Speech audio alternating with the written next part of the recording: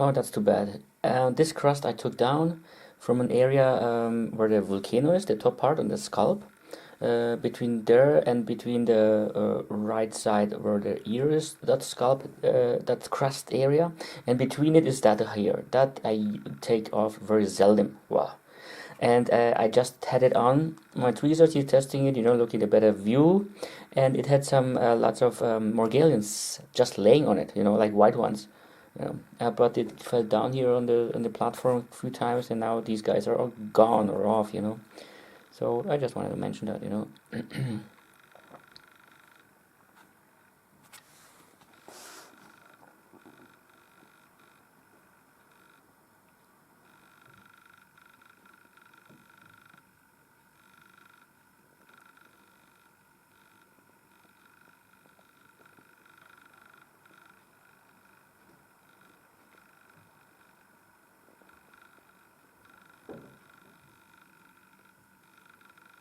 That's where they must have been attached to, because normally I don't know if they are so sensible to fall off.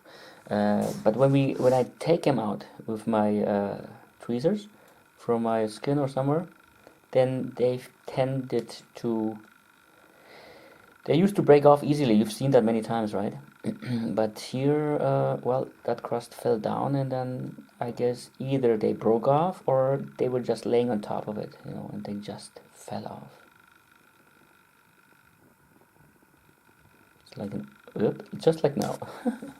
Oh, look at me, look at me.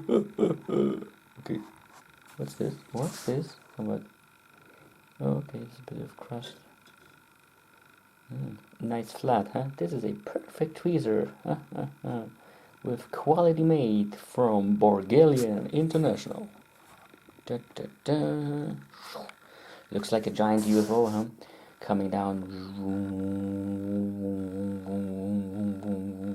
Like the three-dimensional, like in the Independence Day, like only this is a nicer one, like put it a little bit higher up there. Looks like it has two levels, the other one looks like the bottom one. And put it like this, and you put this is a nice UFO just sitting there in the night sky, pulsating. And a helicopter would be the size like those little things flying around there, those orbs. And then with light speed, they suddenly.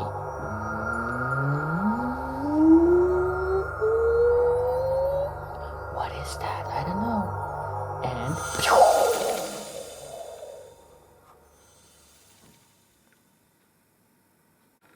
And here's one similar to the other one. But this one looks cool. Looks like a radar station or something, sending an SOS or so, or like a spaceship.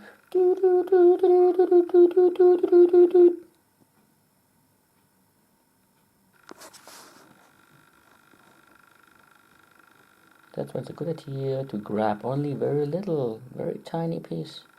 Not like I did right now. Because, at first, these pieces look so boring, you don't want to take it, But then you take it and then you look at it through the light, and this is so fascinating. I'm going to do this one more time. This is just barely touching it, grabbing it. So to show as much surface as possible. And the closer you get, the more fascinating the. Oh, look at this. See, at that distance back there, you use that dermatology microscope, that enlargement thing they already had there. You'd probably see that. Do you see a Morgellon there? No. Huh? Do you see now something? Well, those guys on the side sticking out, okay? But the closer you get, look at this magnifying, Yes, that is called an analysis, analyzing things.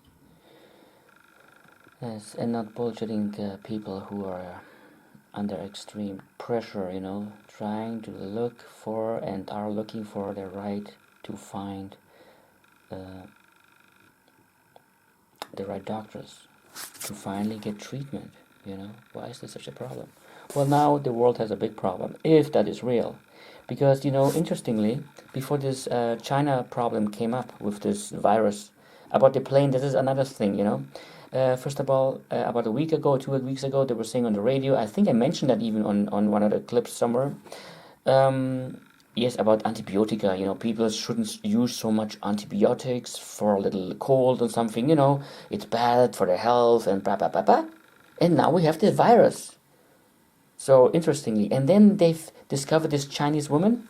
You know, he came from China to a firm in Germany for like a school thing, you know, to learn something. I don't know what it was all about.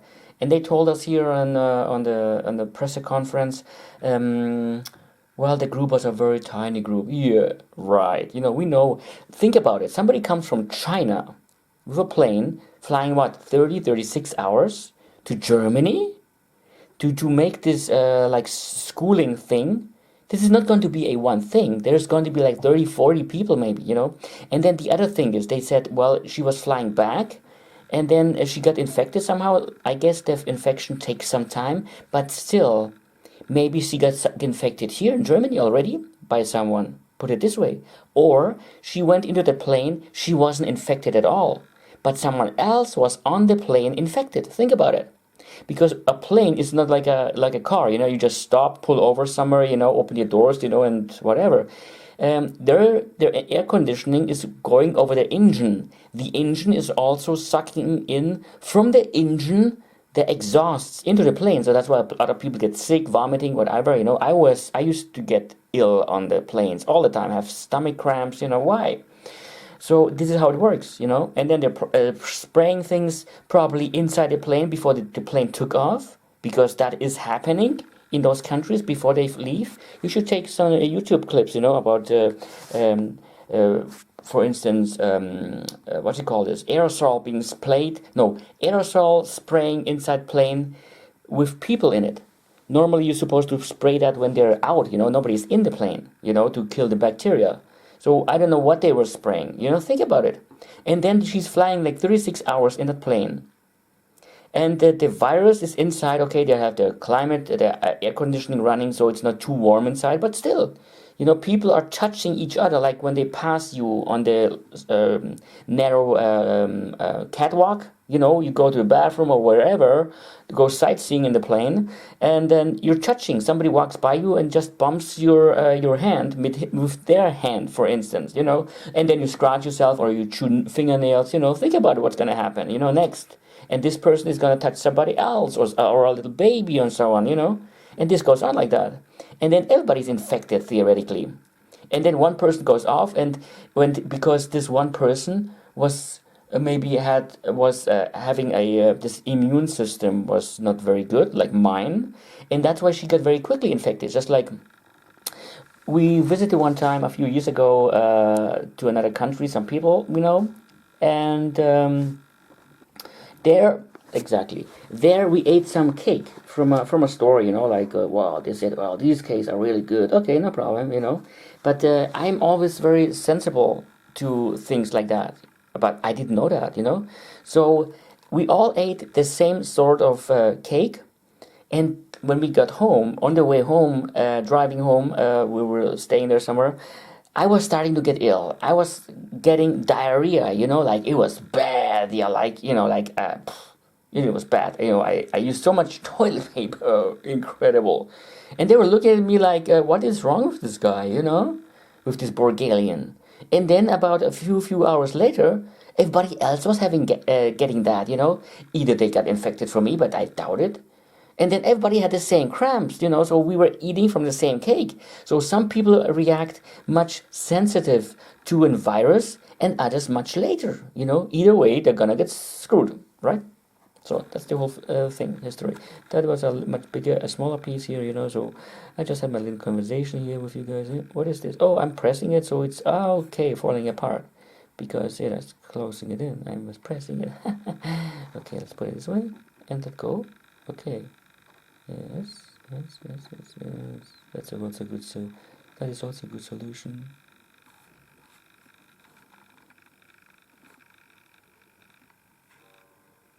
It's now 12:30 p.m. on the 28th, 1st, 2020. 2020 on the news tonight with Bulgarians. Yippee!